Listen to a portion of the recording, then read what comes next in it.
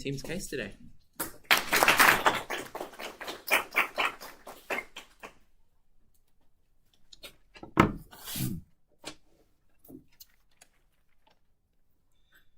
Our Earth is dying, rivers are full of pollution, deforestation is ruining our forests and biodiversity. Governments are doing nothing as corporations are polluting and ruining our environment and people are losing hope. That's why today we'd like to prioritize local environmental issues because we see more impacts. We can attack climate change this way far better on our side. So what's our burden in today's debate? If we can prove to you that the environmental movement can have a bigger impact on individual action or more corporate action in terms of climate change, we win this debate. So 4 points today. Firstly, set up on the environmental movement. Secondly, how we get more individual action. Thirdly, how companies are held accountable. Fourthly, how nations are held accountable. That's our split. Luca will cover that. So firstly, on setup for the environmental movement, what does global climate action actually look like? So this is their side. It looks like, firstly, different countries signing causes like the Paris Agreement to be like more environmentally conscious, but nothing really coming out of that. Secondly, it looks like UN posing like climate change action recommendations, but again, countries like doing nothing about it. Thirdly, it looks like the environmental movement targeting climate change issues that aren't local. That's key. So what are the goals of the environmental movement? So what actually incentivizes them? They want to directly mitigate the harms to our planet. Like we have massive amounts of emissions. We have like massive amounts of extinction. We have like so many national disasters. Look at Pakistan. Millions of people lost their homes. This is extremely important. But secondly, they want to increase the support for their movement. They want more activists to be involved. They want more buy-in from these institutions who are going to give them that change. They want more money so they can increase and do all of these things.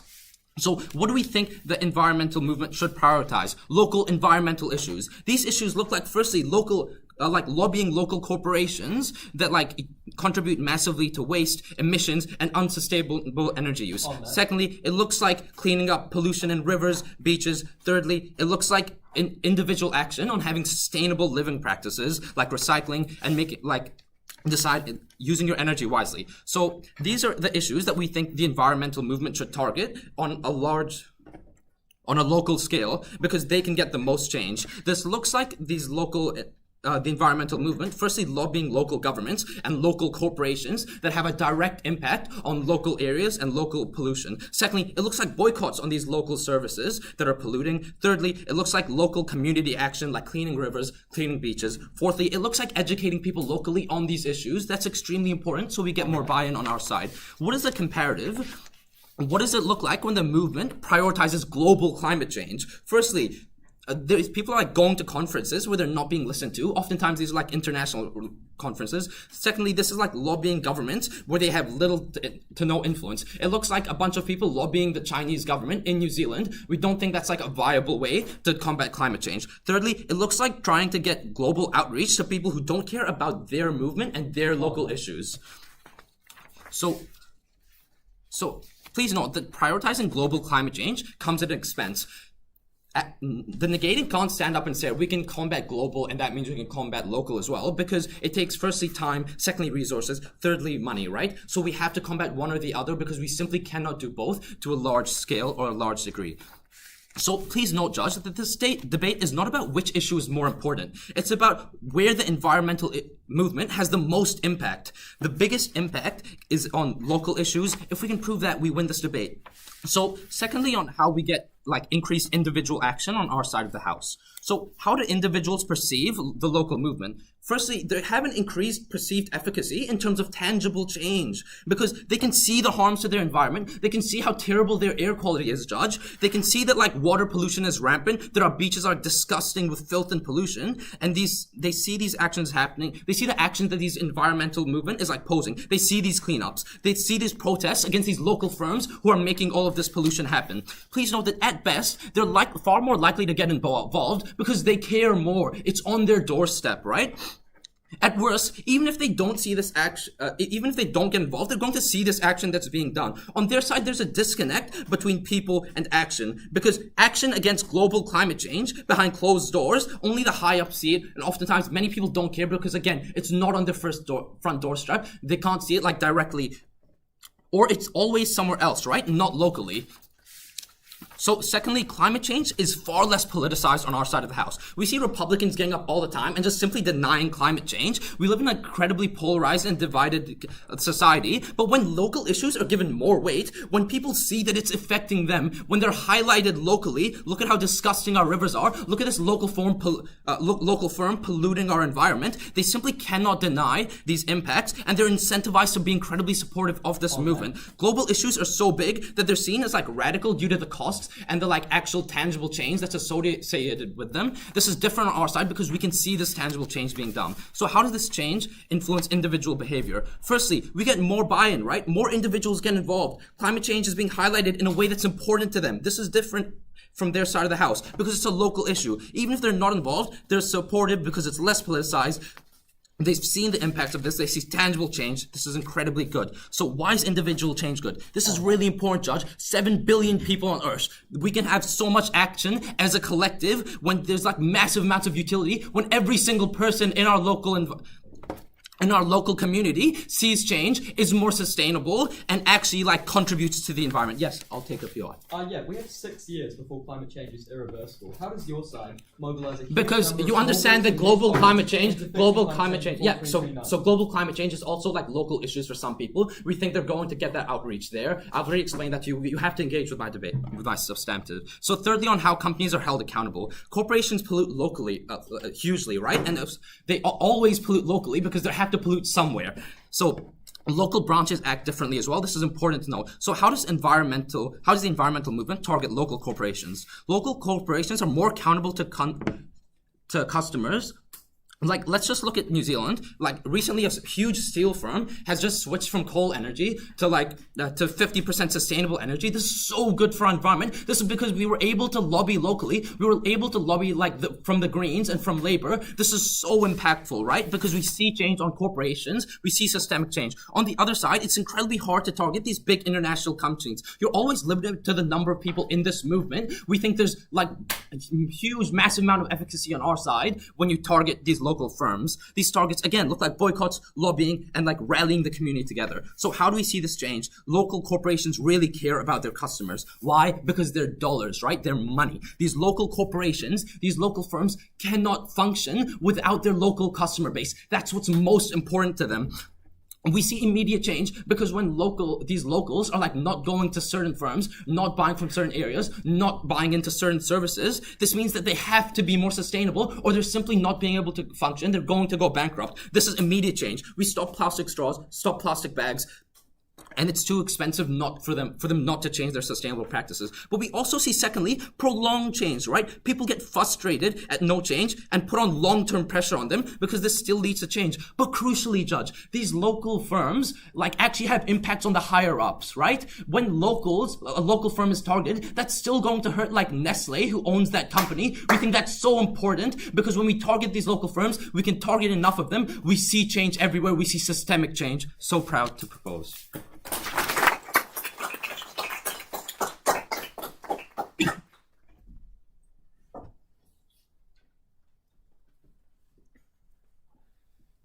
I thank the speaker for their speech and now invite the first speaker of side opposition to come up and continue their team's case today.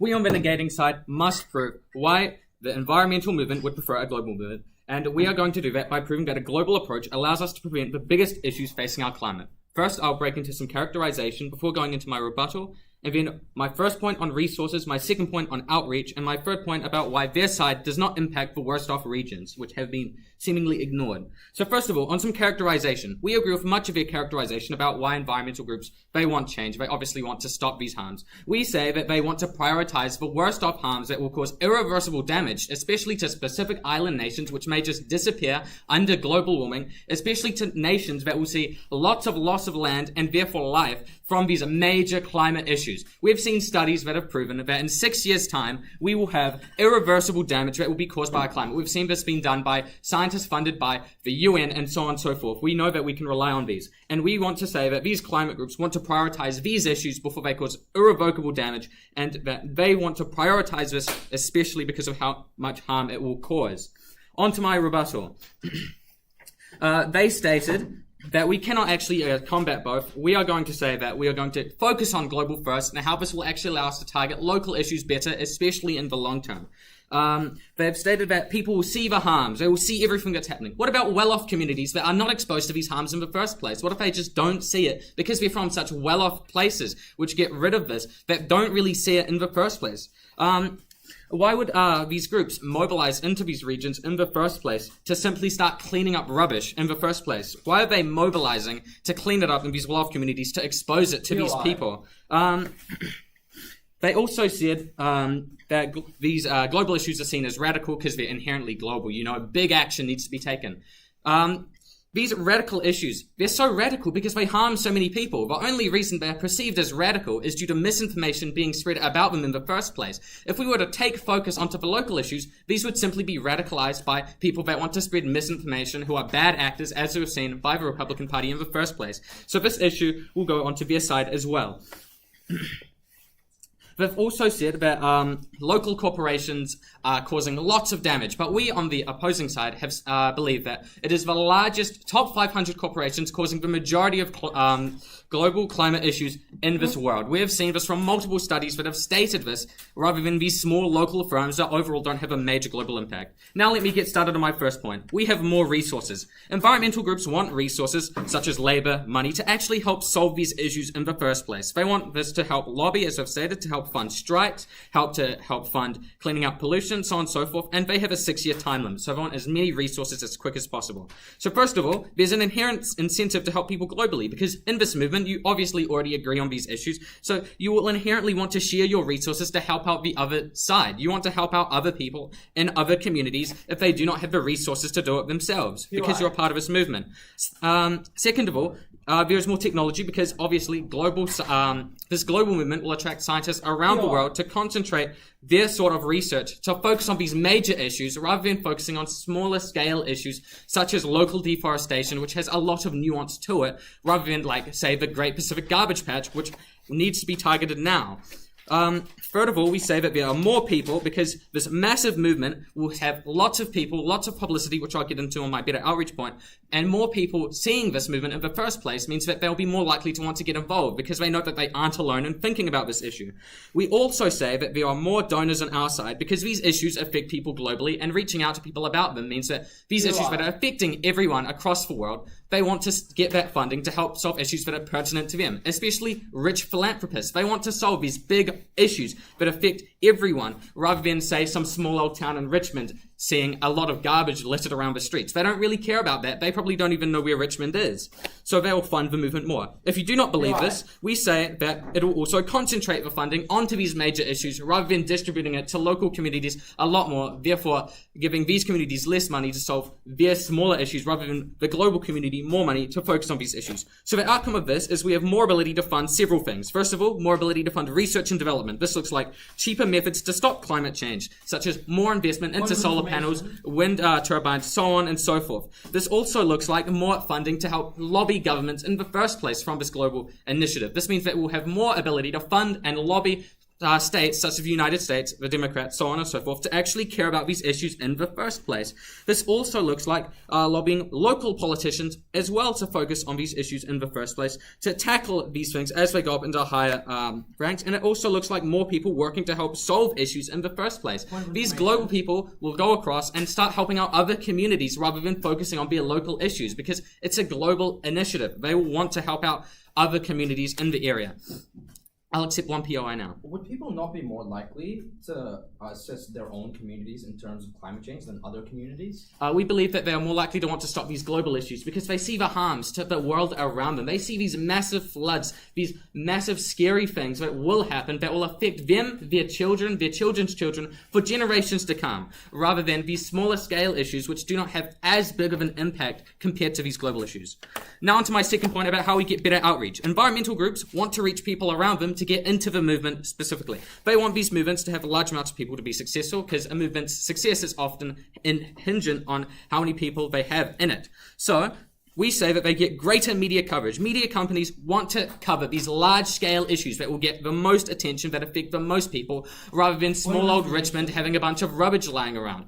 They want to target these issues, obviously, because they want to make money. They want to get people to click onto their news and say, wow, this is a massive issue, we must combat this, rather than, I don't care about Richmond at all, why would I want to watch news about that in the first place?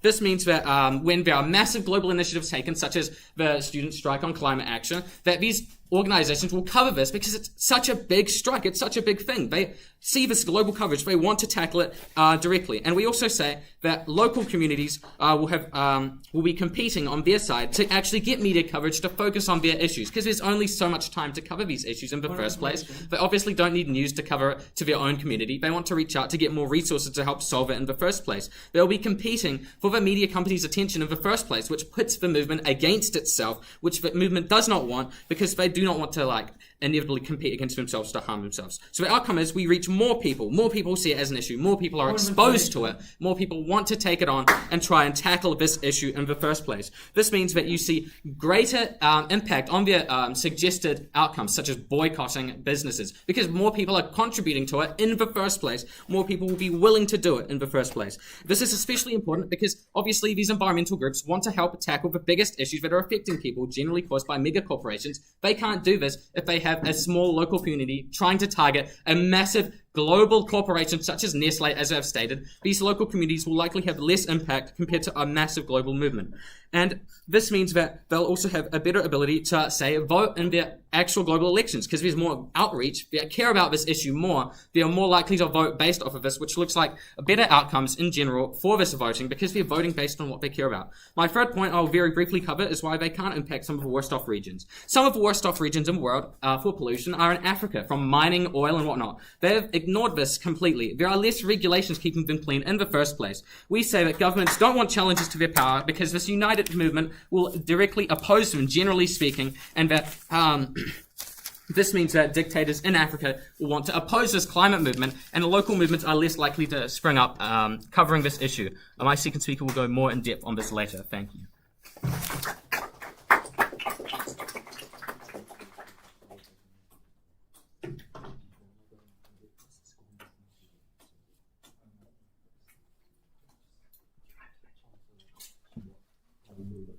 I thank the speaker for their speech and now invite the second speaker of side proposition to come up and continue their team's case.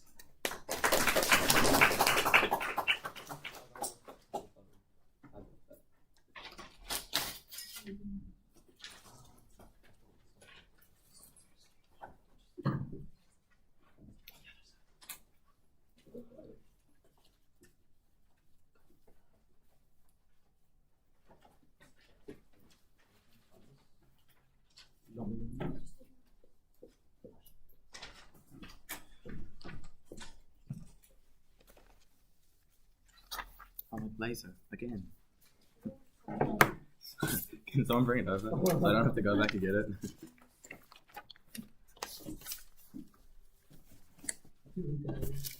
I'm so sorry.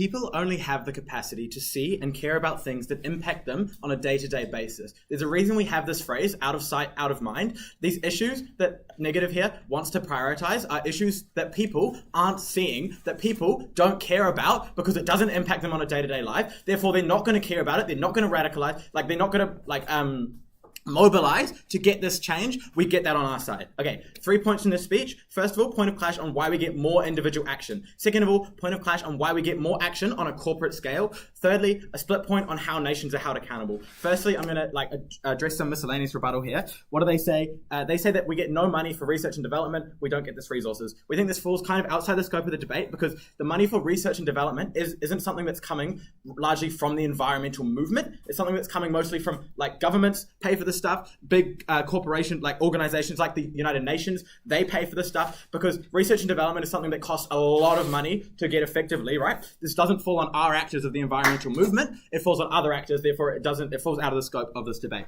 So, firstly, the point of clash on why we get more individual action. What do they say here? They say, people in well-off places don't see these issues. This is completely not true. Who are the biggest emitters in this world? It's not these poor nations who are just trying to get by. They're not the ones who are producing all this waste. They're not the ones who are polluting the atmosphere. It's these big cities, these places that are rich, that do have the money, that have the power to do something, but aren't doing something about it, right? We see for example, London. People in London are well off. Of course, if they can live in that city, they're rich. But what do they see? They walk down the road. They look at the Thames River. It's completely dirty. It's polluted completely. They look up into the sky. They see air pollution. They see smoke rising. They see all this impact that these corporations are having, and all of these pollutions that are happening because where they live is the place where this pollution is coming from. Secondly, we see that even if you're living in a rich area that doesn't necessarily contribute that much to climate change, these rich areas are still impacted by the effects of climate change in terms of extreme weather events. Look at the flooding that we've had in New Zealand, right? As of late.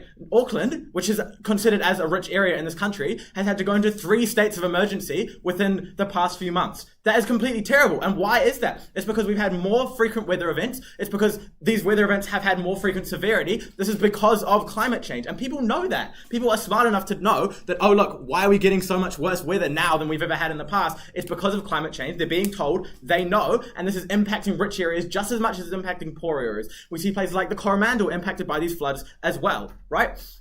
So we don't agree with their point in that local, well-off people aren't going to see these issues. We think that if we're targeting these local corporations rather than the whole country, we think if it is the whole country, it's easier for people in these rich places to be oh, well, we're not doing, pass the responsibility onto someone else, but pass the responsibility onto maybe even the poor people who can't afford to make these changes, to make the sustainable living lifestyle changes. What we think can happen if we prioritize targeting these local issues is that people in these rich places, they will see it, and what they will see is they'll see change. Maybe if we get cleanup of the Thames River, now there's hundreds of people walking down. They see, oh look, the Thames River is so clean now.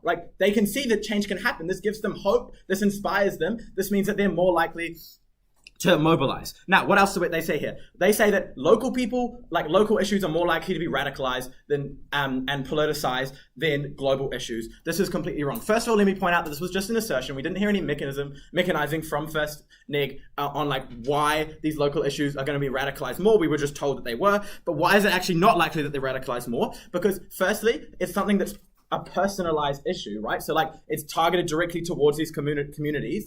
There's probably more tangible outcomes of this is the issue. The issue is that this specific chain, this specific body of McDonald's, the one McDonald's in this place, is using all these plastic straws. That's the issue. The way we fix it is that with these environmental movements, they promote awareness. They go door to door. They send out flyers. They go to people. They have these big gatherings, and then they get people to boycott these companies. Then these companies will have this monetary pressure on them. They'll stop using these straws so that they get people to come back to their corporations, give them more money. This is what we see on our side of the house. Because it's personalized, because we're giving them a real goal, that it's more likely that local people aren't going to be wow, that's so radical. They're oh, that's something we can actually do. On the global scale, what do we see? Is we see these big, we're going to raise taxes so that we can afford this. We're going to do these really big things, that's what we hear on the global scale, that's so much more likely for people to think it's radical. Because especially when we look at like national supporters or Republicans in the US, like their parties are trying to like tell these people, don't care about the environment because that's what this other party cares about. The environment doesn't matter. That's so much more likely to be politicized than these local issues people can actually see the impacts of, and it impacts them personally, right? Also, secondly, let's just talk about how it's on a smaller scale when it's a local issues. It's like so much easier to radicalize something that's large scale, that has large impacts, rather than something on the small scale. Yeah, I'll take a POI. How can a local group attract enough traction to stop huge manufacturers, like you're saying, from emitting? Because what they're not trying to stop like the large corporations. We already told you at first that it's so hard for these environmental movements to go to the heads of these corporations because they're like locked away in their little chambers. They don't care. What they're doing is they're going to like the local bodies. They're not like who they're directing towards is like the managers of these local bodies of these corporations. And what we think that can do is that will have a fall-on effect, because if these local corporations are influenced to change, that will like fall up the people will notice that in the higher-ups. That's more likely to make a difference than targeting the higher-ups directly. Now, why we get more action on a corporate scale, they say that philanthropists won't care, they won't get any donations. We already see philanthropists caring about small places, like when they donate to poverty, that's like their main goal. They care more about small places because again, they can see the impacts on individual people. We think this like they'll still get donations enough.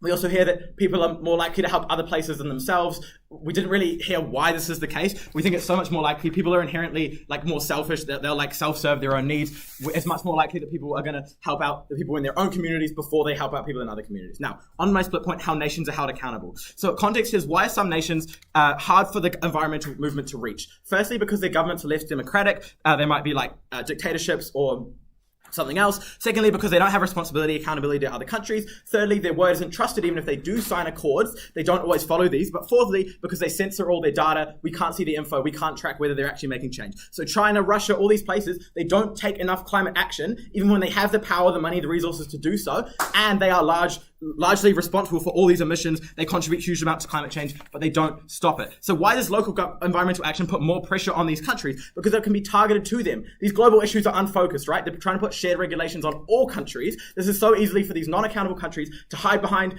as attention is split between all the countries, right? On our side, the movement can put specific pressure on local governments or local communities in these countries to make them lose money, to make them want to change, because it's targeted to them. They can't hide. People will know if they don't change. Note that it doesn't have to be local people. Like, it can be people from the movements elsewhere that then travel to these places to rally for local change. Secondly, because this gives hopes to people, right? People know that their governments are untrustworthy in these countries, right? When movements target globally, people lose hope because they know it won't amount to anything because their governments aren't going to make any change. When these movements target local issues, the people in these countries will see that there's something wrong. Like, at worst, they'll know about the issues if they didn't know about it before, but more likely they'll get hope that things can change. But most likely is that they're going to get involved, right? They're going to get involved in these protests, these boycotts. These corporations in these countries care about the money. This is the only way that we can reach these governments, right? This is a unique obligation for these movements.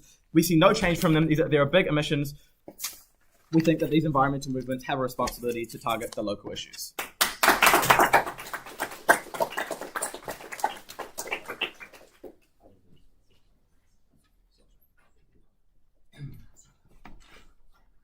I thank the speaker for their speech and now invite up the second speaker of side opposition to continue their team's case today.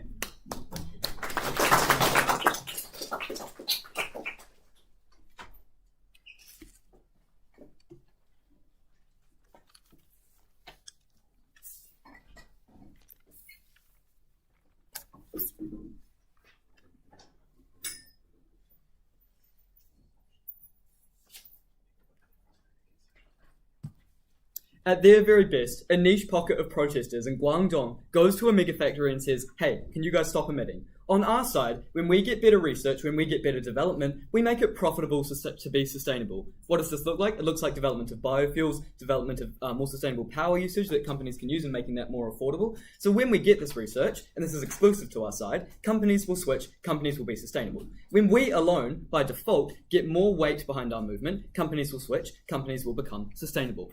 In today's debate, I'm going to start with some rebuttal through the form of points of clash. Secondly, I'm going to move on to some meta and some weighting around today's debate. And thirdly, I'm going to split on the infighting and inherent tension that happens when you have many different local groups. Look, first point of clash. Who is able to create change? The only mech that they gave us was that they people will stop buying McDonald's because this will go up the chain of profits, and people at McDonald's executive will go, oh, we should be more sustainable because people aren't buying nothing. Firstly, at best, even if you buy this is completely symmetrical, because on our side, no matter which type of environmental group you are on, if you do not like the way that McDonald's is operating, you are not likely to buy McDonald's. So any material they bring you is flipped to our side, even if you buy it. Secondly, what encourages people also buy in? Look, nobody likes having to do the work themselves. Nobody likes cycling to work in torrential rain. Nobody likes having to catch an unreliable bus to reduce emissions. Nobody likes using paper bags that fall apart in the Countdown parking lot, and nobody likes going vegan. So what does this mean? It means that people will do all this work themselves, but there's no one, they're not likely to, because this impact can be entirely washed away by one celebrity. Why are people likely to go vegan, have to cycle and do all this work to reduce their emissions, when Taylor Swift comes in on a private jet and just completely washes away this impact? So we tell you that when you are on a global scale, able to actually combat these huge emitters, these huge celebrities and manufacturing companies, that is when you are actually able to get buy-in. That is actually when you are able to engage the community. Look, there is no point in having half the world, even if we manage to somehow get them into local groups and changing all of their emission production habits. There's no point in getting this when we can on our side just go to the top 3 emitters, get more or less the same effect by actually making it profitable for them to be sustainable, making them stop. Thirdly, on accountability, right? So what does climate change look like? It looks like mega factories spewing out carbon tons each second. It looks like African oil drilling. What it doesn't look like is people in the cities just making everyday choices because of our society. So where does climate change come from? I want this to be the last time that this is covered in today's debate, because AF cannot keep getting up and moving the goalposts, saying whether it is small people or whether it is big people, big companies that are making climate change. Look. Yeah, so where does climate change come from? It's not the many, it's the few. Even the things of the masses that are the tools of climate change, for example cars, these things are still just by extension are car companies choosing not to go electric, choosing not to be sustainable because it is profitable. So finally, on some rebuttal, funding. How does funding get to environmental groups? Because this is important, right? You can't actually have this outreach unless you have the funding.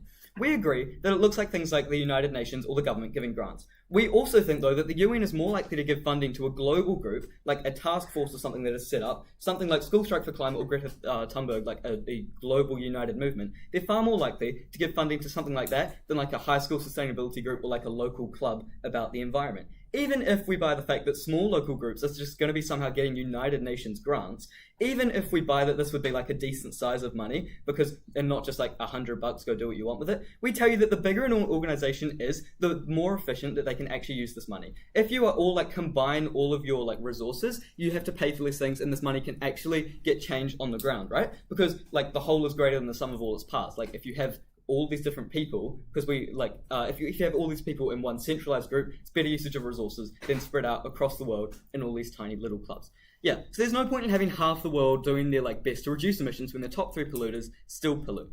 We have 6 years. What can be achieved on a local scale in 6 years? The environmental movement needs to take a turn, needs to have a circuit breaker moment where we go into the system of being centralized, being global. Climate change is the most important factor to the environment, therefore the biggest incentive that will be operating and working on an environmental movement. There is inherent incentive of the environmental movement, a global movement, to act on a global scale issue because it is a global movement. All members of a global movement usually agree, as opposed to a local movement where you have differing factions. I'll cover this in my split. So, a bit of meta. To win, even if you only buy a fraction of one of our points, all we have to prove is that AF cannot mobilize efficiently in time, 6 years, to stop climate change, and if they don't, we do not stop climate change, and that is not in the best interest of an environmental group. No. China is more likely to listen to a signed declaration from every other nation, more likely to listen to the UN and an international task force, than they're likely to listen to a collection of small local body groups that are hey, can you stop emitting, China?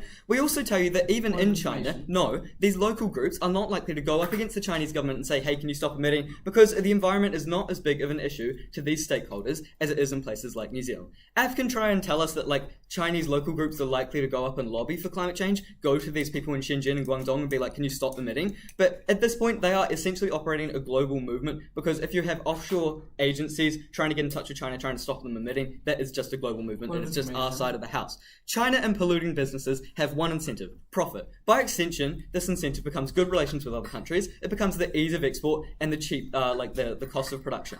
So even if China doesn't change their interest and they only want profit, how do we make change profitable? We do this by research and innovation, and like I told you, like Riley told you, this is unique exclusively to our side. That's only if we can't motivate China to change, only if they will only be likely to change because of profits. We tell you that this doesn't happen, we will change them just by the size of our global movement. So when you lose out on this, you cannot mobilize in time, you cannot stop climate change in 6 years, and you are not acting in the interests of an environmental group. Why does the environmental movement want this? Again, for the credibility, no, the community buy-in, and their inherent goals. Before I move on to my split, I'll take a POI. Yeah, so conglomerates that contribute to like massive amounts of climate change own local firms. If these local firms are under stress, does this not mean that these massive conglomerates are also harmed and have to change their practices? Look, so the only myth that you've given us about how these people, like these small firms, are going to be under stress is if they don't make a profit. There are many reasons. You're not just sending a message by having less buy-in. If McDonald's doesn't turn a profit, they're not likely to go, oh, this is definitely because we're using plastic straws. Again, they're not likely to be sustainable. That is exclusive to our side when we provide it, make it profitable for them to be sustainable. Look, so split on infighting and the inherent tension of having these local groups. We have 6 years. We cannot afford to be mucking around infighting with all these tensions. So I'm going to bring you a bit of comparative here. On their side, the side of small grassroots organisations, you see factions like the Blue-Greens fighting against the Greens, fighting against Te Pāti Māori, trying to figure out which is the best way to stop climate change. We do not have the time to spend all this time fighting, and we cannot let this stand. Look, on our side, the sheer scale will put off infighting. When you're fighting for the same issue, climate change, because we've told you why this is the most important to a global environment movement, when you're fighting the same issue, you're not likely to see as much competition about how you actually get there, and also you're more likely to just see the most efficient ways to get there. Therefore, people are more likely to agree. Therefore, less infighting, and we have more time to actually get there. Look, so even if we assume that both of these things will have equal funding, which we don't, ours is more concentrated, ours is more efficient, we use the money better.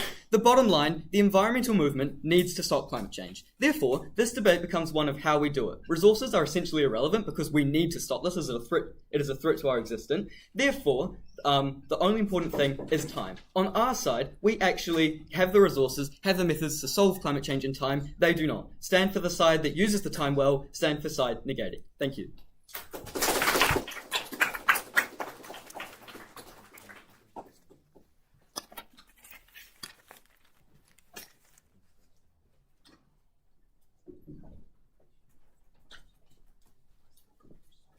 I thank the speaker for a fine speech and now invite the third speaker of side proposition up to close off the substantive portion of their team's case today.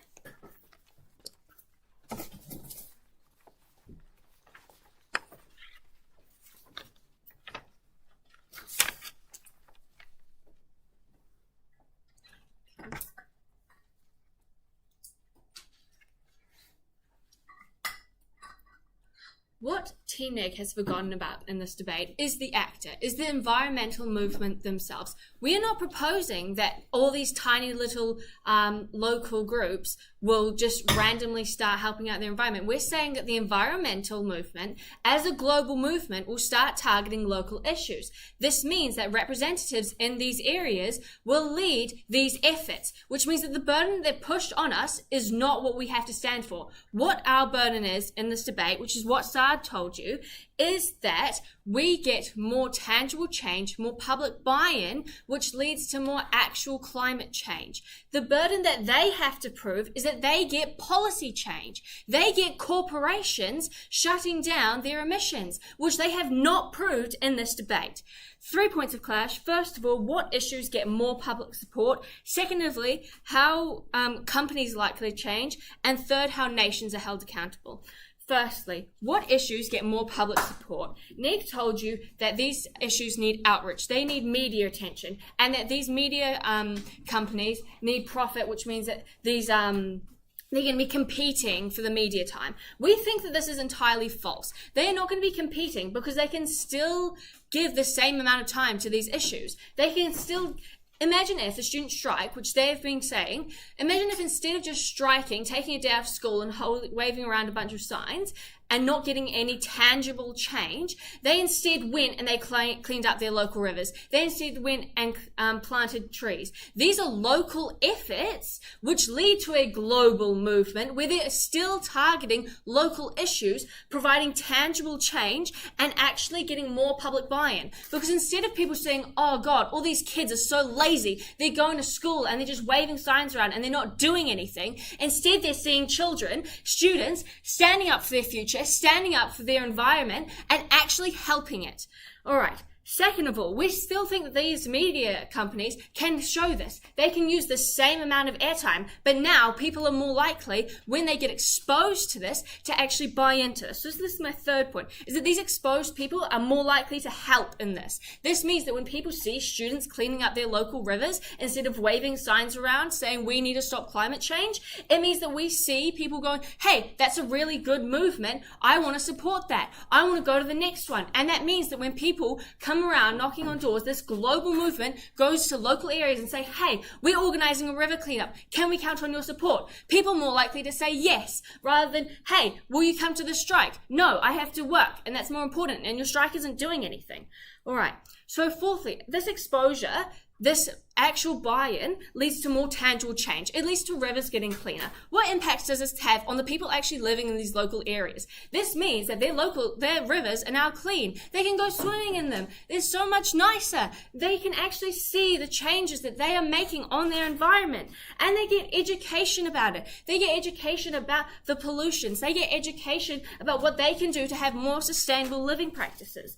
Second of all, what Neg told you was that rich people don't buy in. We told you that this effect is right on their doorstep. Even if they are in these rich areas, they're still seeing the storms that are happening. They're still seeing everything. And so when small groups come up to them like, hey, do you want to help us out with this? They're just going to be like, yeah, sure, that sounds like a great thing to support. It also means that those rich philanthropists, which they were talking about, they can go and they can support these small movements and be like, hey, look at what I supported. All right? And that leads to better outcomes for them. Thirdly, they talked about voting. The thing is, they didn't explain how people voting is actually going to lead to this change, because we don't see this change under their side. People don't want to vote for what they see as a radical movement who isn't doing anything. Okay? They also didn't address the comparative. What happens in other countries like America, where there is no way to vote for radical climate change because they've got a two-party stronghold. There's no actual change there.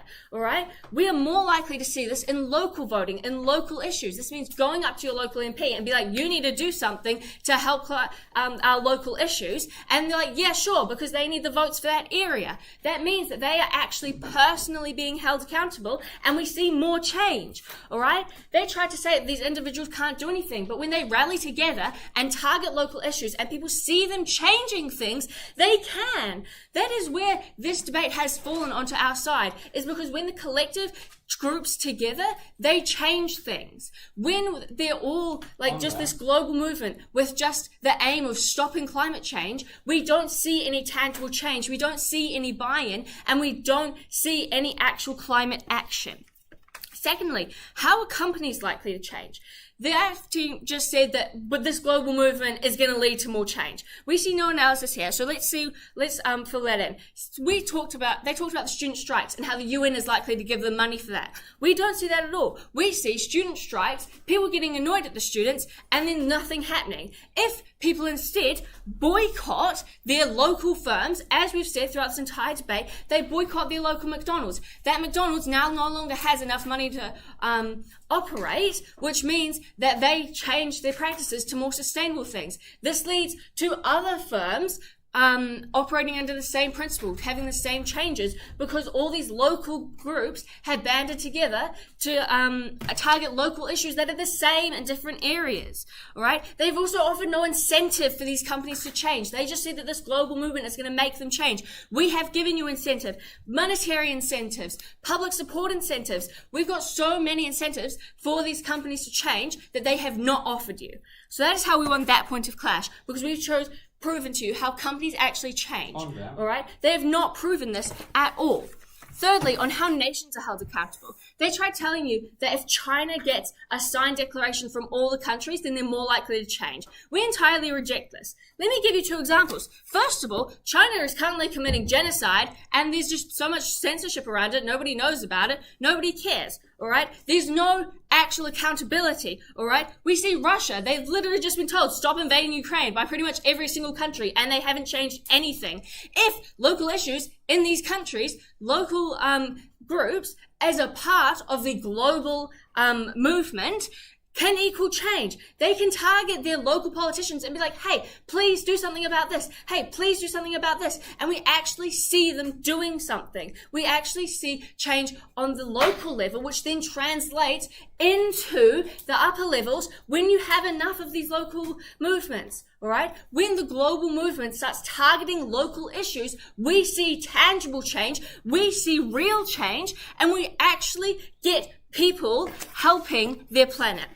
Ultimately, this debate wasn't about whether or not climate change is a pressing issue. We agree, we need to do something about climate change. Except on our side, what do we get? We get actual change. We have proved this to you throughout this debate. We have proved to you that if we get more people targeting local issues, we see actual change. They have not proved this. They've said that climate change is a pressing issue and we need to deal with it. We have proposed a real way to deal with it rather than a global movement that has no real aims. Our movement has aims while still having the benefits of being a global movement and targeting different countries, different regions around the world. And that is how we've won this debate. Thank you very much.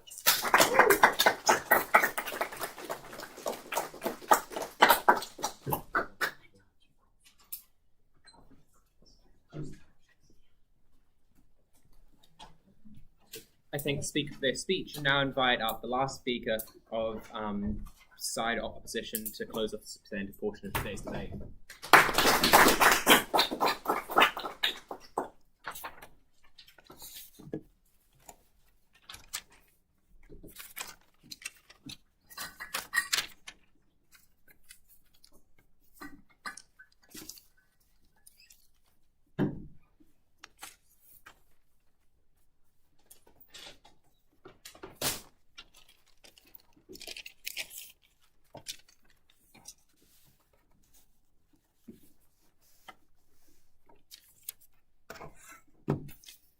I'll be starting in 3, 2, 1.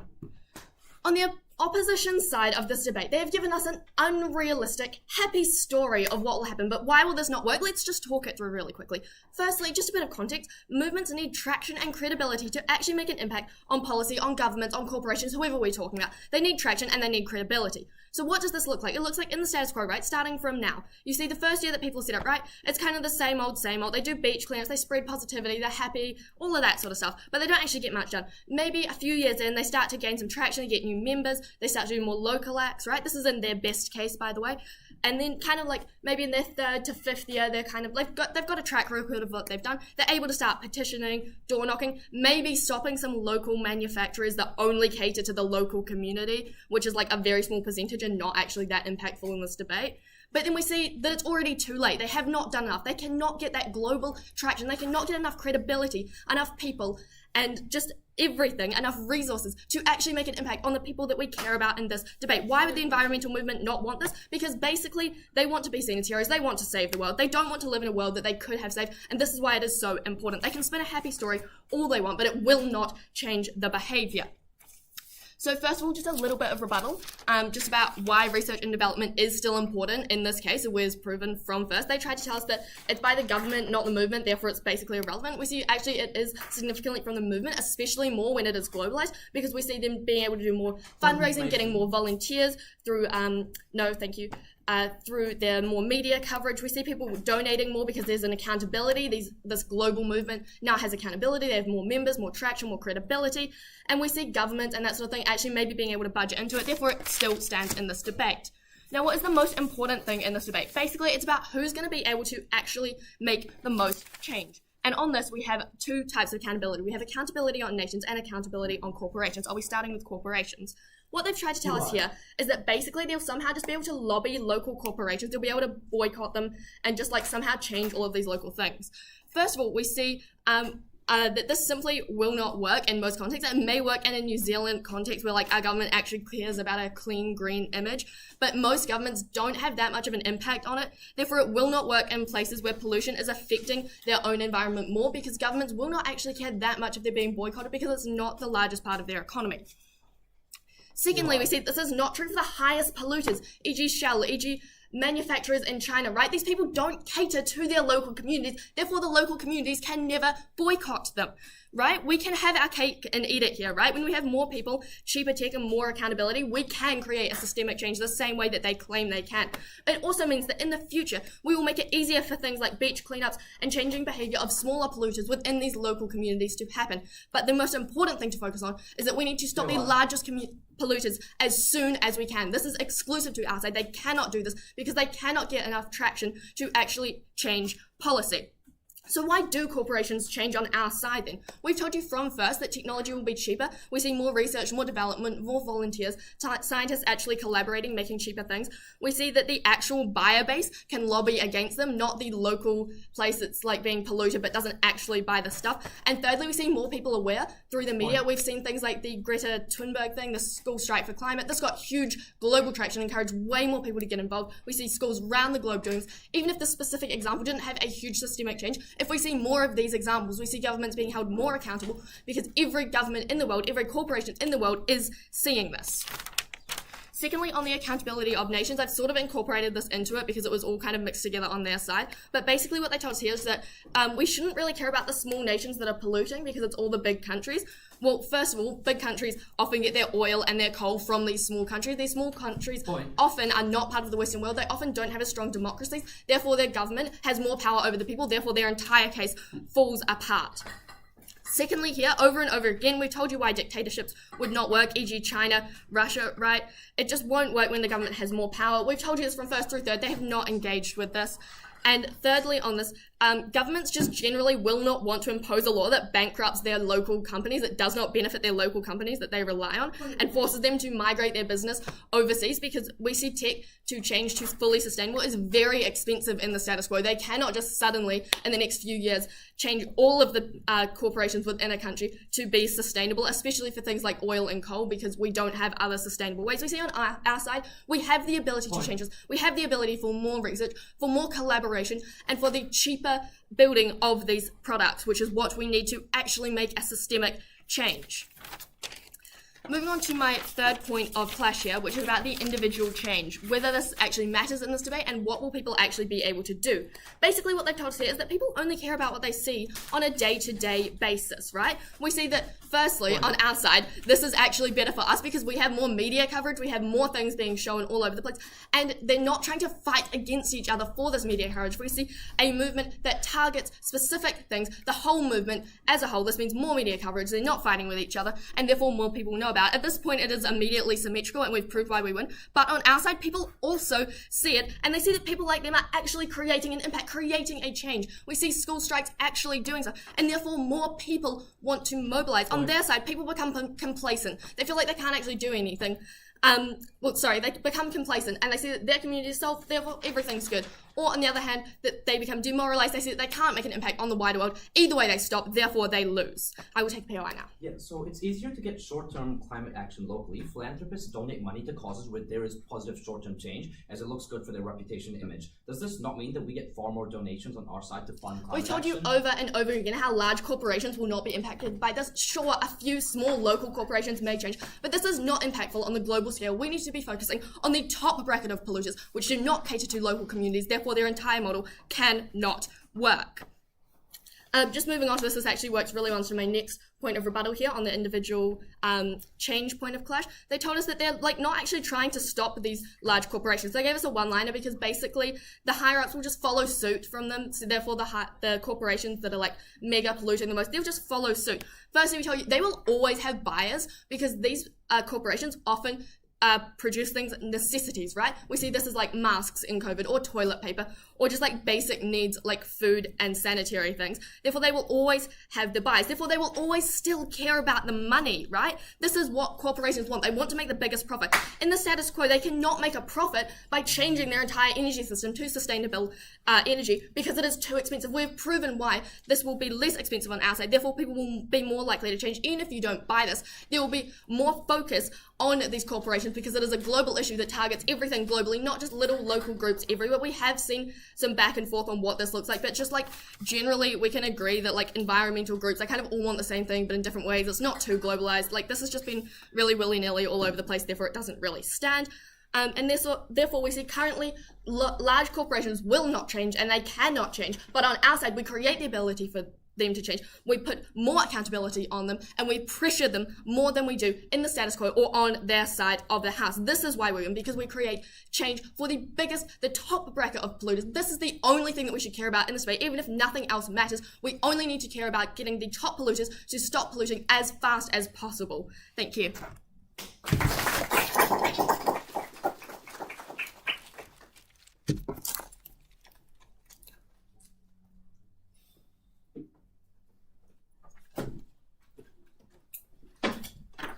I thank the speaker for their speech, and now, as is customary at this point in the debate, we reverse the speaking order and cut speech times in half. So I now invite up the leader of side opposition to close off their team's case today.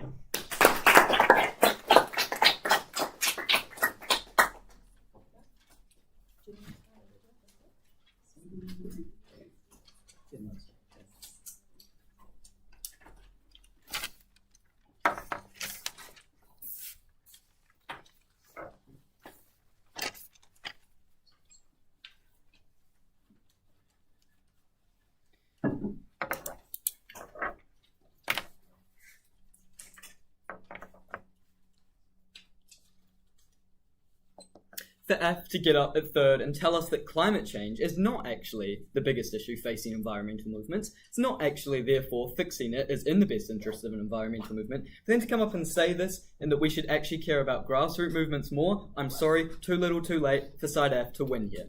Look, I think this is important for something that I'm going to come back to throughout my points of clash, but this debate really came down to what is in the interests of the actor. We tell you that this is about scale, we characterise exactly what the incentives of the environmental movement are, and we integrated this into all of our points.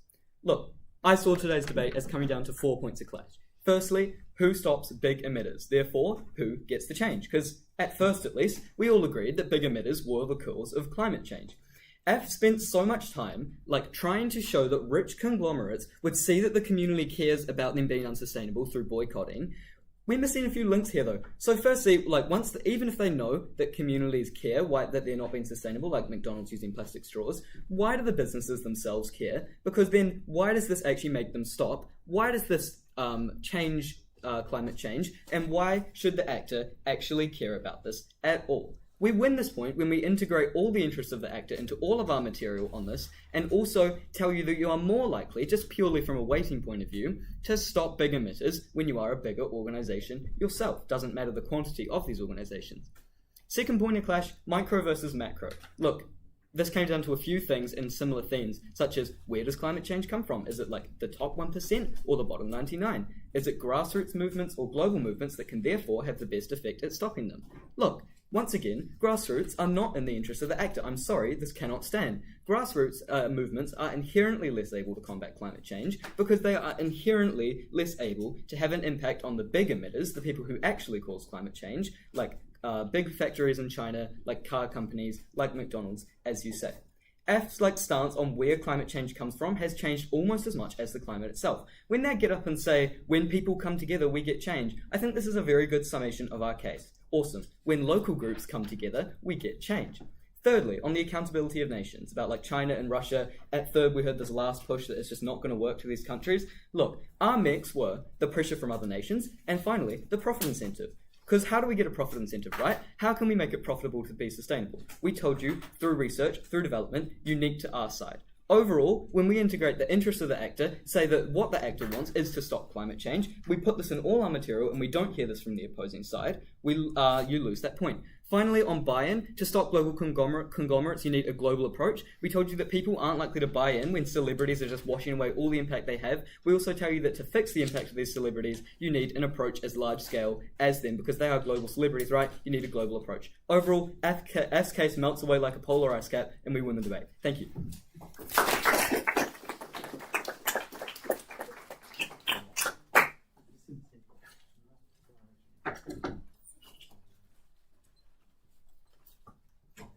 I thank the speaker for their speech and now invite up the leader of side proposition to wrap up today's debate.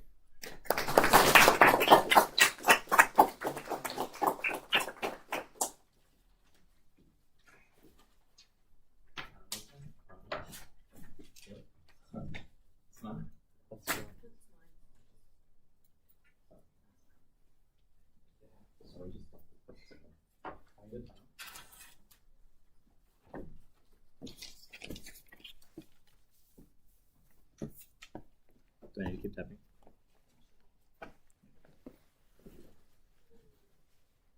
I do this every time, sorry. This is not a tactic, I promise.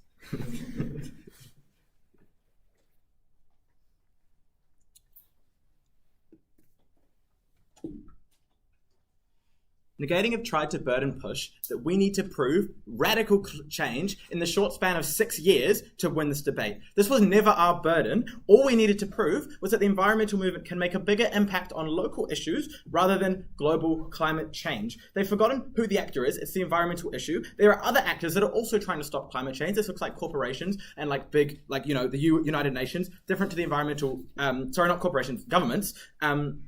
They have different responsibilities to the environmental movement. We think the environmental movement has the most responsibility to local issues. Our burden here was to prove that the environmental movement can make a bigger impact to climate change, either by firstly getting more individual buy-in, or secondly by getting more change to local businesses, which full-on effects changes these large corporations. Now, first point of clash on how companies are likely to change. What do they say here? They say here that global movements incentivize change to these large companies, right? Firstly, we never hear any mechanization of what these protests actually do, how these protests actually incentivize change to these corporations, right? Or they literally said at third that Greta Thunberg, the school strikes, yeah, it probably didn't have much of an impact. We literally heard that. Then she tried to take it back later on. We agree that these Greta Thunberg, these strikes don't have a big impact, right? Because they're unfocused, right? They don't have like an issue that they're just going, we need to stop climate change. But what do we actually need to do is like these smaller things. We can't just stop climate change, right? Because people care about big issues, like people care about small issues, rather than these big issues, because like I brought up, like out of sight, out of mind, they can't care about things if they're not impacted by them, if they're not seeing them, right? On their side, these companies don't get any incentive. What they're incentivized by is profit. There's no profit incentive for these companies to change on their side from these global movements. What do we say? We say that local branches of these companies, local bodies, are easier to target because they're more susceptible to pressure, right? This looks like boycotts, this looks like mobilization, this looks like protests, right? And these environmental movements can provide this by rallying groups, like rallying communities against these local corporations. They're easier to susceptible to pressure because they're smaller, because they don't have this, so much money. Like, sure, their corporation does, but as that individual body, they don't. So when we take that money away from them, when we boycott against them, we give them a monetary incentive to change, because otherwise they don't have the money to continue to operate, right? And then what happens as a result of this, which, by the way, we've heard no response to, is that when we impact these small, bodies of these large movements, collectively, that hurts the big movements as well. We can't just go straight ahead and target these big corporations. We have to target individually. What we get here is company change. As we've heard from them, these companies are producing massive emissions. So we get this change on our side. Now, second point of clash, how we get outreach and community action. What do we hear from them? We hear that we're not going to get any donations. the movement's going to fail because they don't have enough resources. Let's note that, like, when we're on the research and development side, we weighed this out of the debate because we said that donations are likely to come from, like, governments and the UN because it's like it costs so much for research and development. It's not likely to fall under the environmental movement side of things. But other donations we said are actually more likely because people care more about their local issues than they do about, like, climate change as a whole, right? So people are more likely to donate in that sense because they can see the direct impacts of where their donation is going. What we hear from them is that rich people don't care. We first of all had a POI that wasn't responded to about how philanthropists care about reputation, so they'll donate to places where they get tangible, easy change. Secondly, we said the rich places create the most pollution, the most waste, so they'll see that, like, waste that they're producing. But thirdly, because they're impacted by the floods and the weather events, so they'll see that, they care about that, they're incentivized to donate, right? So what we get here is not only do we get, like, the government's changing, but we also get the second burden that we have to prove, which was individual, collective action here, right? This is like, they try to weigh this out of the debate, but really, it's still so impactful if we get, like, everyone pitching in, and making an impact here. Third point of clash, how nations are held accountable. I don't have time, but basically, we hold nations accountable.